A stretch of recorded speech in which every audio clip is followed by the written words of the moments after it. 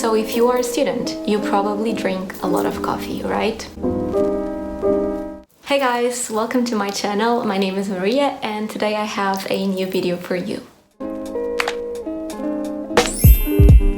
So basically, I decided to combine my top 10 university saving tips and hacks, and I thought that making a video about it would be helpful. Also, please just keep in mind that money is a sensitive topic and this video is just based on my personal experience. So without further ado, let's just gonna get started. So my first advice is actually to use a digital banking account. For instance, you can use Revolut, Monese, Monzo. This video is not sponsored. You can use these banks to manage your money through their apps, which is really useful because they show you where you are spending your money. On Revolut, for example, you can also put limits. Also, if you are living abroad, these apps allow you to convert your money to the currencies that you want, and you don't have to pay any taxes, which is great. My second advice is to choose annual payments over monthly payments. I know this depends on the circumstances, and if you are a student, sometimes it's not easy to make an annual payment instead of paying monthly. But before you sign any contract, always look at the benefits of paying at once. Even though this can be applied in housing or student fees, I'm just talking about stuff like gym memberships. For example, the gym in my university monthly is around £23. But if you make an annual payment, you'll only have to pay £190. So just do some math, and at the end of the day, it's worth to pay at once rather than paying monthly. Of course, this depends a lot on the context and if you can pay at once. So you just have to see if it brings some type of advantage or not. So the third advice is for you to pay attention to the stuff that your university can provide you for free. So let's say that you need to download some specific software that happens to be very expensive. What you gotta do first is you've gotta go to your university IT shop and they will probably give you a free license to use the software that you need. Also, I feel like I don't really need to say this one, but if you need a book, just go to your university library before and check on university groups if someone is selling that book for cheaper, or try to find a legal online version of it. The fourth advice is always ask for the student discount. If you go to a shop, you probably have, for example, 20% off in student discount. So always ask for it. You just need to show your student ID. Of course, it has to be valid, and you'll get discounts at Zara, Urban Outfitters. This is valid for the UK. I don't know how this works in other places,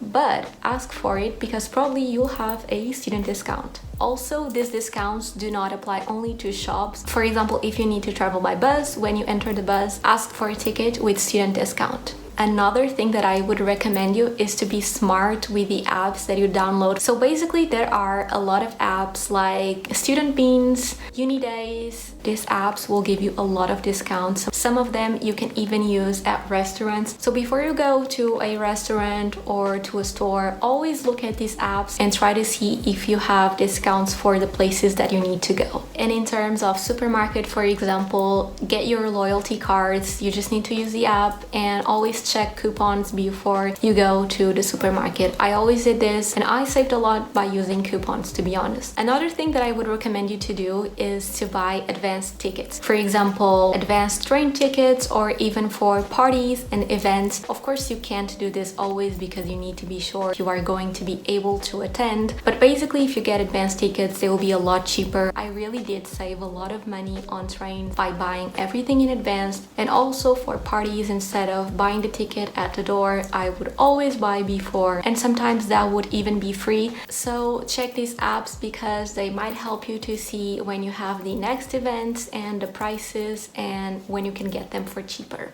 Also, before you go to the supermarket, plan your visit. Write a shopping list. It will really help you to just buy what you need. And don't forget to download your coupons. So plan your supermarket visits before you go. And know where are the supermarkets that can get you what you need for cheaper. This is also very important, of course. Then I would recommend you to make your meals at night and make bigger portions so you can take to university on the next day. So of course, you will also end up by not spending money at a restaurant or at your university because you can just bring your food from home. So if you are a student, you probably drink a lot of coffee, right? One thing that I noticed was that my friends were actually spending a lot of money because every day they would buy coffee at university, and that's fine. That's totally fine. Sometimes I also want to drink some of those coffees, so obviously I will do it, but not on a regular basis. Make your coffee at home and then bring it to university. At the supermarket, you have a lot of varieties of coffee that you can just make at home. I know the quality might not be the same,